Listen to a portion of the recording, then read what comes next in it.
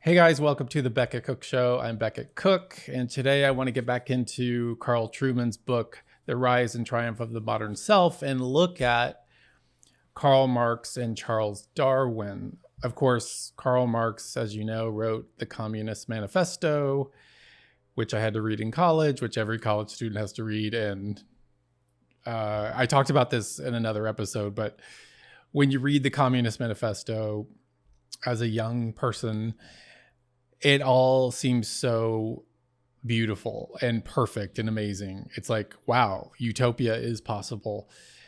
And then until you realize that human nature makes it impossible. So, and then in college, I was pre-med, as some of you know, and I had to read On the Origin of Species by Charles Darwin.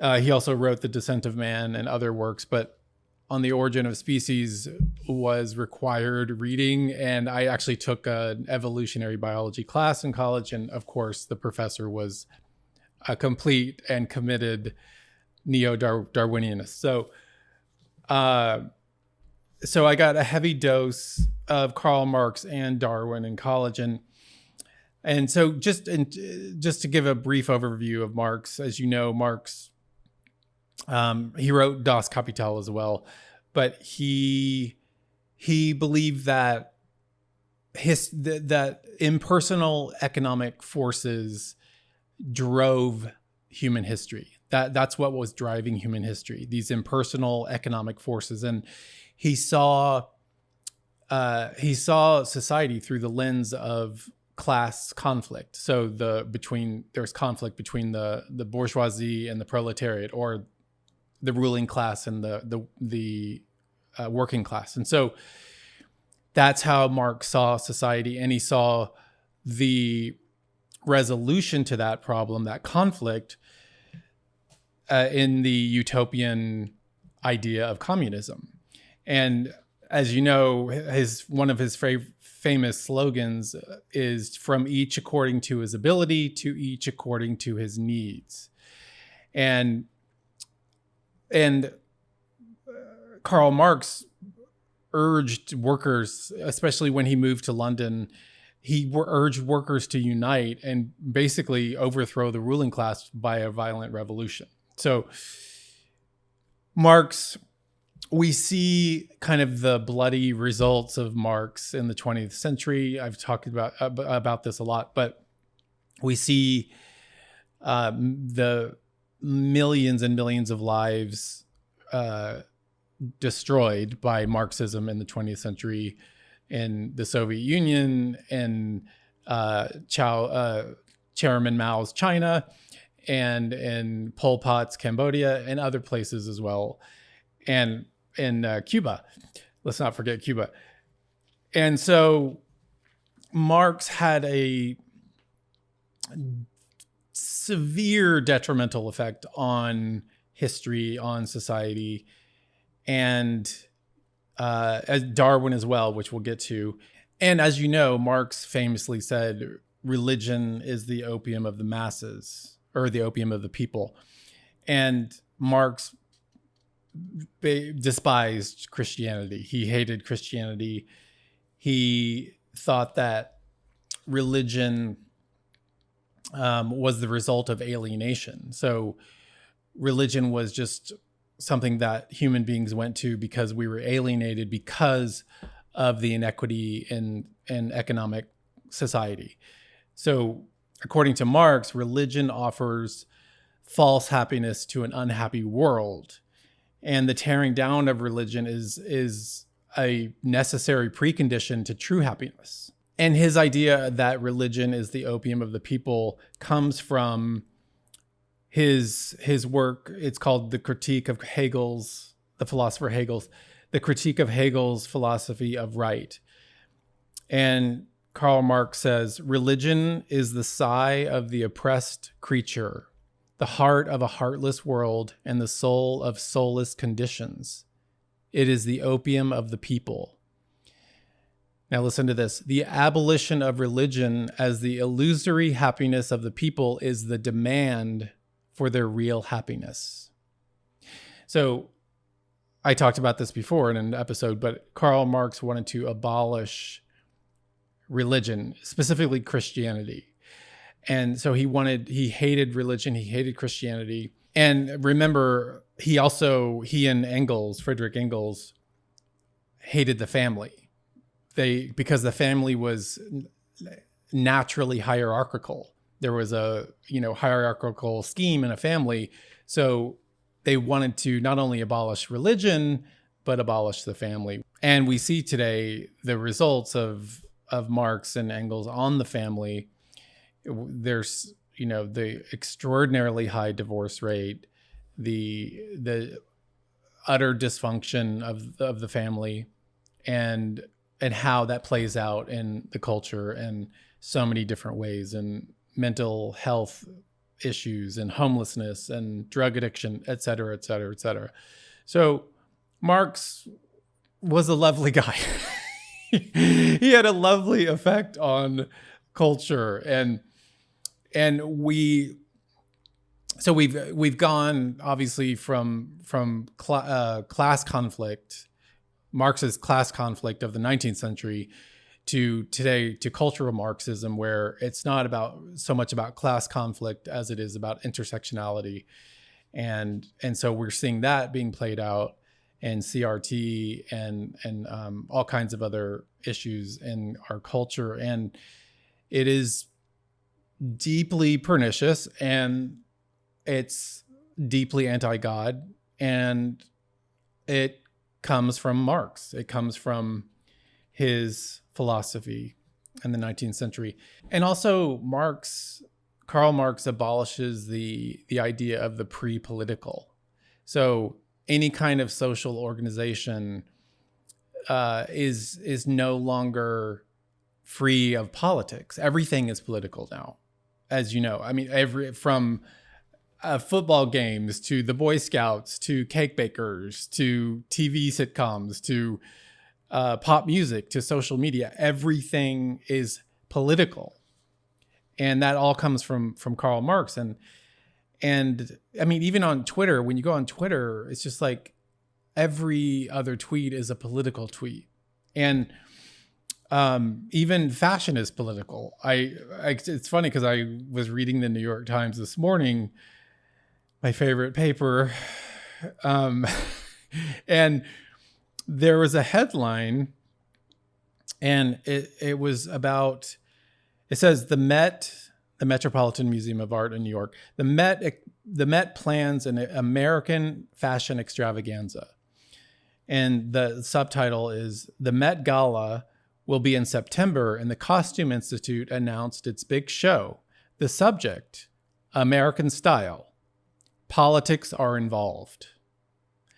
So the writers of this article in the New York Times, of course, had to put that in the subtitle, politics are involved, because they wanted to signal that there's some redemptive quality about the Met Gala, and that it's political. And so everything is political. And I remember, even as a kid, this is kind of a weird phenomenon, but I remember as a kid reading the newspaper, and above the fold, like the front, when we actually had physical newspapers, above the fold of the newspaper, so the most important part of the newspaper, it was always the biggest stories in the newspaper were political stories. It was always political. So politics was always number one in the news. That's what it focused on immediately. So the political was number one.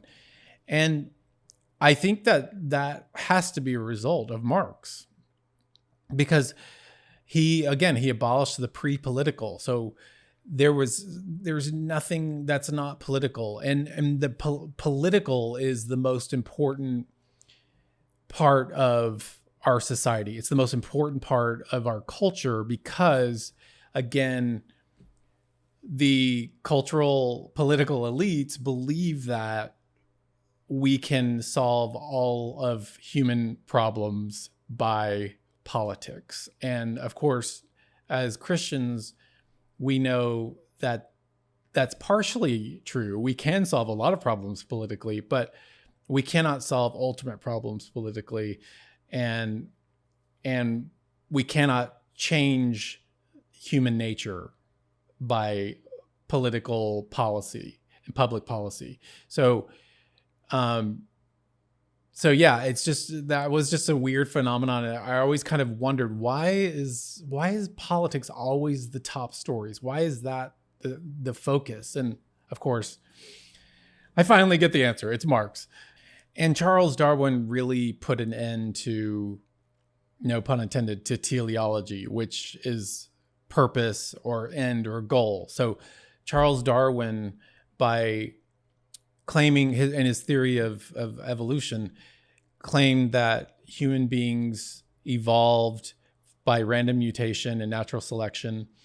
And so he completely cut off any teleology, any purpose, any meaning to human beings' lives. So, and I talked about this last week. So again, with Darwin, Charles Darwin's theory of evolution is just assumed by the culture. Everyone just kind of assumes it. But what that does is completely does away with the concept of human dignity, of human rights, of any kind of meaning in life and any kind of purpose of our lives. So Darwin really put the nail in the coffin of human meaning and human purpose. And the Westminster Catechism, the first question is, what is the chief end of man, of humans? What is our chief goal, our teleology? What's our chief end? The answer, man's chief end is to glorify God and to enjoy him forever. That's truly our chief end. That is our teleology as human beings, is to glorify God and enjoy him forever. And Darwin flips that completely and removes God out of the equation completely, and thereby removing any kind of teleology from human beings. And the reason Darwinianism, or the theory of evolution, is so pervasive today is that it's so easy to grasp. It's so easy to see that human beings look like apes. And so it's easy to kind of believe that we evolved from apes because they can be, they can look so similar to human beings, and there seems to be a connection to them. And so that's why Darwin's theory of evolution is it's just ubiquitous. But obviously the theory of evolution completely does away with the Genesis account of creation. And so human beings are no longer a special creation by God. We're no longer special creatures. We're not created in the image of God. So we don't have the imago Dei on us. We're just like any other animal, and we just evolved from lower primates. And so that has a huge devastating effect on the human psyche and our culture. If we were not created by a creator, by God, and endowed with rights and endowed with dignity and have the image of that creator, then what purpose is there? Why are we here? Where did we come from? Why are we here, and where are we going? So Darwin pulls the rug out from under any purpose, as I said, any teleology. And I remember as a kid, I think evolution was even taught in my school, which was a Jesuit school, which is kind of funny. I can't remember exactly how they framed it, but the Cambrian explosion blows a giant hole through Darwin's theory of evolution. I highly recommend reading Stephen Meyer. He wrote Darwin's Doubt, a book called Darwin's Doubt, which is amazing.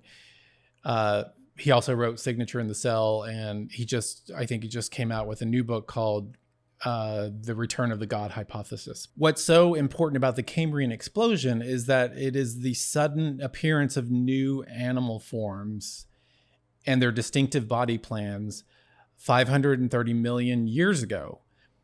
And so this fossil record contradicts Darwinism, contradicts neo-Darwinism, because we see fully formed animals in this fossil record, and we don't see kind of a gradual development and evolution of these organisms.